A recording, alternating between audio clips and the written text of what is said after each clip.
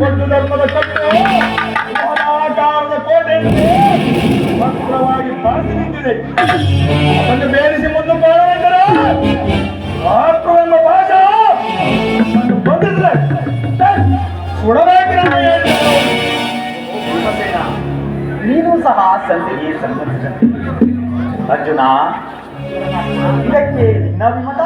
ಅಜ್ಞಾನ ಮಾತನಾಡುವುದಕ್ಕೆ ನಮ್ಮನ್ನೇಕೆ ಸಜೀವವಾಗಿ ಆದಿಯಿಂದಲೂ ಅಪಮಾನ, ಅಪಜಯ, ಅರಿಷ್ಟಗಳೇ ನಮ್ಮ ಇಷ್ಟ ದೈವಗಳಾದವು.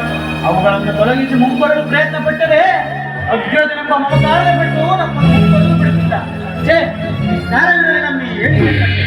ಅರ್ಜುನ, ನೀನು ಸಹ ಸಂಧಿಗೆ ಸಂಬಂಧಿಸಿದಂತೆ ನೀನು ಮಹಾ ಮೇಧಾವಿಗಳಾದ ವಿಕಲ ಸಹದೇವರು